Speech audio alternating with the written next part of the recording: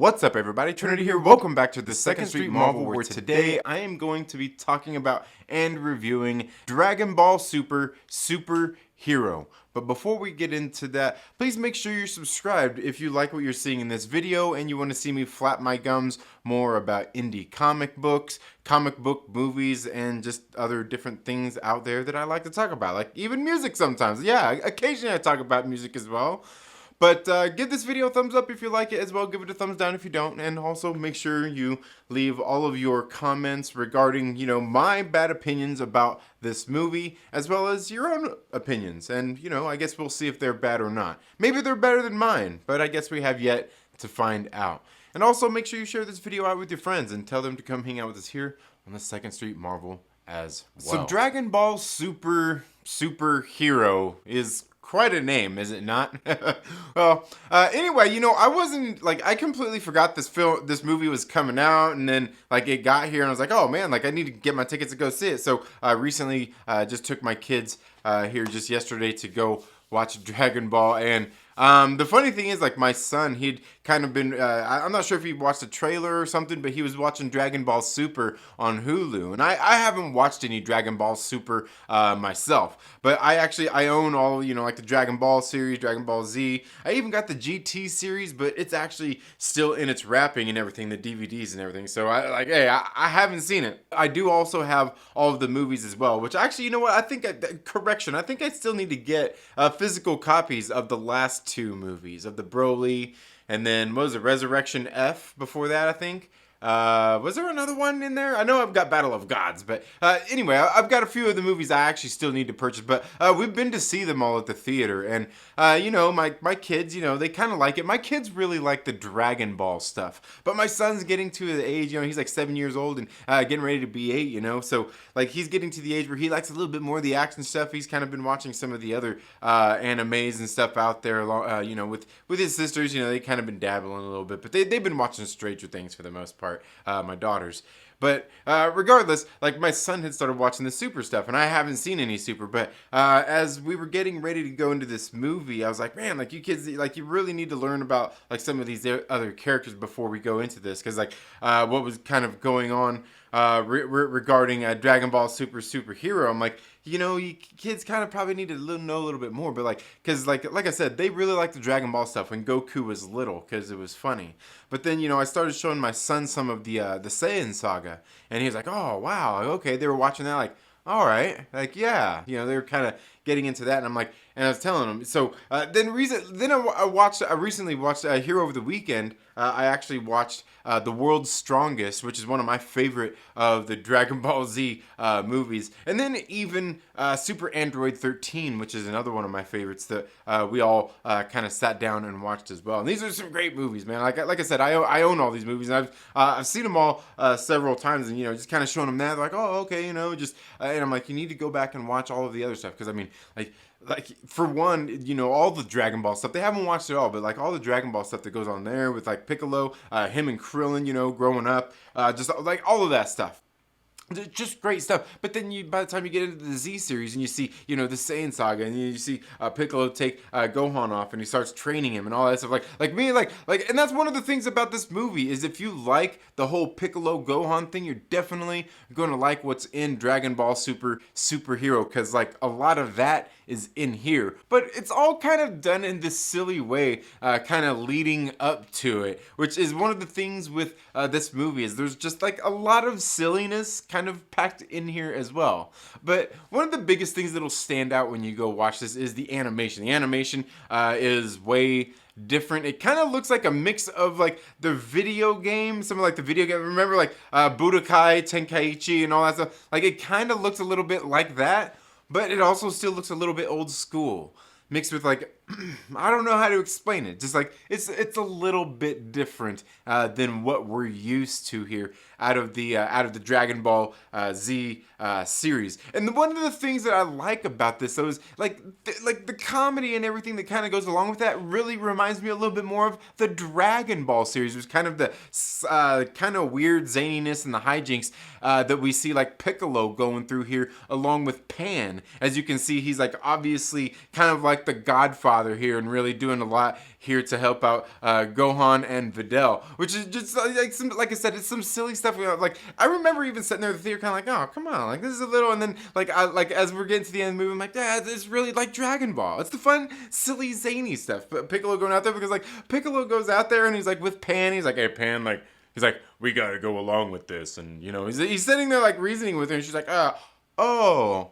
Okay, like just like some silly stuff as we get into, you know, like the Red Ribbon Army stuff, which is definitely a throwback to Dragon Ball, as well as obviously even the Z series as well, you know, with the androids and all that stuff. Like you get it. But that's something that's cool about this film as well. If you haven't ever watched any Dragon Ball Z or any Dragon Ball or any GT or any Super, right off of the get-go of this movie, they give you a lot of that fill-in. They give you a lot of that, you know, what happened with Goku and the Red Ribbon Army when he was a kid. And then what happened with Dr. Gero later, you know, once it came into the Z series and he created the androids and Cell and all of that stuff. Like they really catch you up there with a lot of the stuff at the very beginning of the movie, which I think is really cool. I think it's really cool that they went ahead and did that for, you know, anybody out there, like even like my kids who, you know, some of it, but they don't really know any of it. Like it kind of caught you up on all of that stuff, which was really great.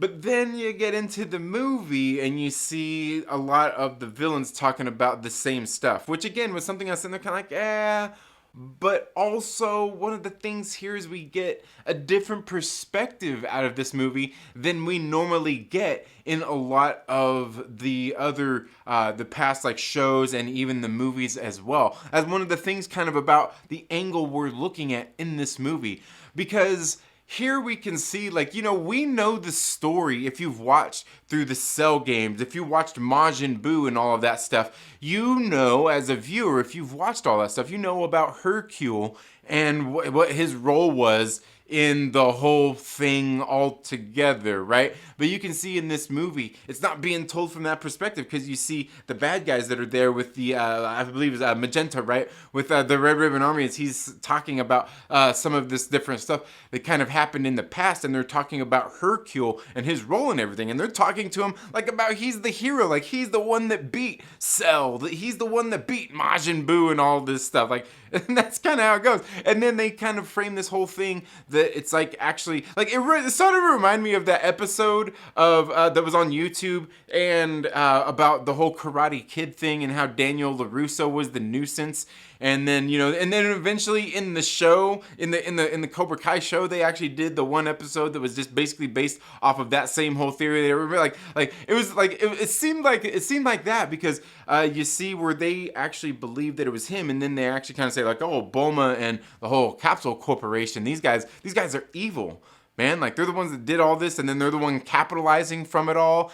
And then the aliens from outer space, like is Bulma an alien? Like what is going on here? And like they're basically like kind of putting the whole thing into question, and it's like what? Like you guys are the bad guys. But I mean, but that's the funny thing here. Now I will say also too through the intro and everything, like there's a lot of like with the silliness and the zaniness, I feel like there's a lot of just like there's a lot of setting up of what's going on here with the bad guys and everything, and which is fine. I think the storytelling is a little bit different. It feels like it got a little bit deeper, a little bit more involved than we normally get. Because usually it seems like we get just kind of like it seems very basic with the bad guys. Like they're bad guys. They just in this case they just want to get Pan so they can go and kill Gohan because they think he had something to do with the Capsule Corporation. They're like pretty simple motivations and everything.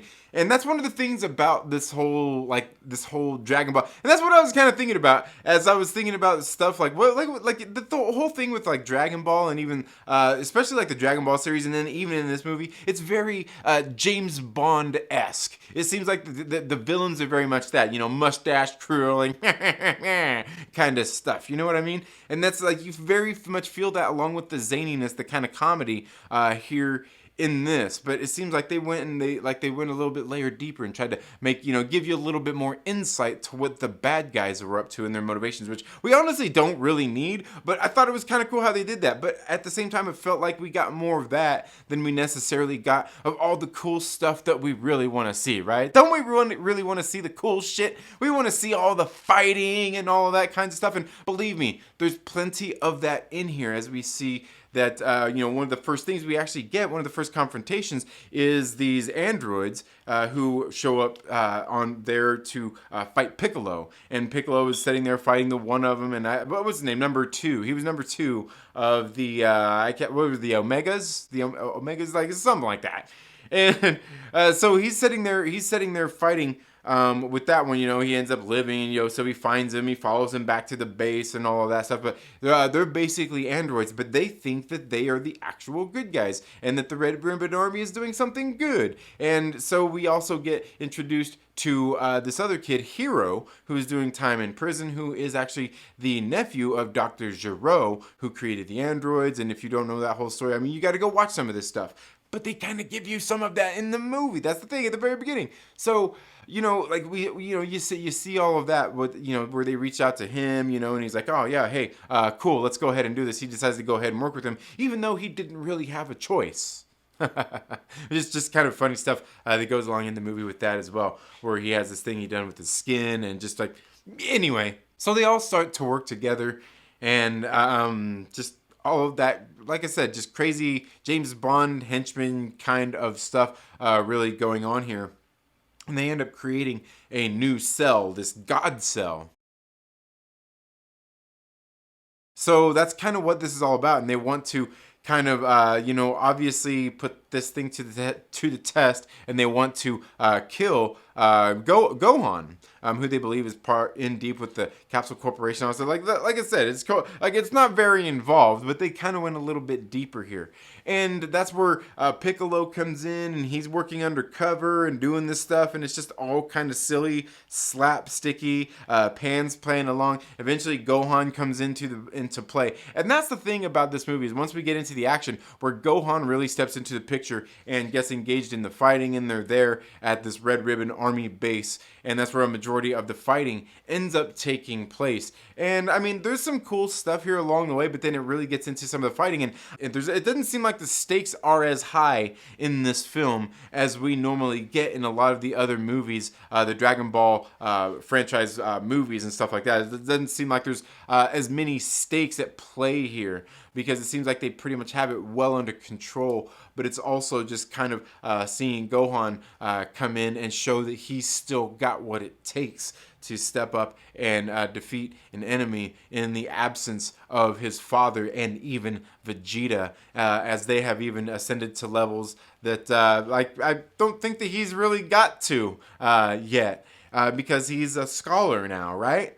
And that's kind of thing is we see that, he does still have it here. We see Piccolo get a little bit of love as well. Like Piccolo, I've always loved Piccolo, but I gotta say, what happened to his voice? I was sitting there, I'm like, hey man, like it was even what's his name, Sabat still doing his voice. Is it Christopher? Like, so, yeah. It was still him doing the voice of Piccolo, but it just sounded funny through a lot of the movie. I need to. And speaking of which, I still need to go see this in the Japanese with the English titles. I know, like I watch a lot. I've watched all of the series in the Japanese as well, because on the DVDs they have it on both, and you can anyway. I really like the original Japanese voices too. But just like I thought Piccolo's like the voice, like for the first, like I don't know, a good first half of the movie just didn't feel. It sounded different. Like along with the animation too, And I think both at the same time was a little bit jarring, but then it got into the movie and it got better. But like really, this whole thing was like a real homage to Gohan and Piccolo, and a lot like their kind of relationship, and just showing that both of these fighters are still badass. Gohan is obviously in here kicking ass. Piccolo actually, like I said, gets powered up, and all that stuff, just like really cool stuff, because he had to go in, he got to stop and see Korin and Yajirobe. He went and seen Dende, and like I said, kind of really made the rounds, kind of touching base with all these characters. Nobody was really out of place in here. There wasn't just like excess cameos just to have them. It's just like some really silly, and then silly stuff with like Bulma and things like that. Like, okay, just like, I don't know. Altogether, I mean, this was really good. It didn't really quite have all the thrills and the stakes that I normally feel out of a Dragon Ball movie, but to me, it really did feel like that homage to the Dragon Ball series, and when Goku was a kid, but here along with Gohan instead of Goku, and him coming in to basically defeat them. And I like it was kind of just like, yeah, like, you know, like it was like that same kind of like that same tone, but a little bit more serious with Gohan instead. Like, I thought it was really good in that sense, you know what I mean? But just not quite the same, like I said, high stakes that we normally have in a lot of these other past films and things like that. But still, equally a great addition to the Dragon Ball, just the franchise, the stories, and things like that. Just really great stuff. But that's just, if you ask me, I think a lot of this was really, really good, and I really did enjoy this, and I'm glad I got a chance to see it at the theater. And as I said, I want to get out to the theater and make sure that I see it in with the Japanese audio with the English subtitles as well, because I really do like watching a lot of them that way as well with the original voice actors. But I don't know, that's just if you ask me. Let me know what you think of Dragon Ball Super Super Hero down in the comments below if you got a chance to go see it. If you didn't see it, you know, why not? Are you just not into the anime? If so, hey, it's all good. I totally understand. But thank you all so much for being here today. Again, my name is Trinity. This is the Second Street Marvel. If you do like what you see here, please make sure you subscribe, click the little bell, and make sure you hit the all button when you click that little bell so you get all those notifications anytime I've uploaded new videos or go and do a live stream. Give this video a thumbs up if you like it. Give it a thumbs down if you don't. Share it out with your friends. Tell them to come hang with us here on the Second Street Marvel. You all have a good day, and we'll see you in the next video. Later.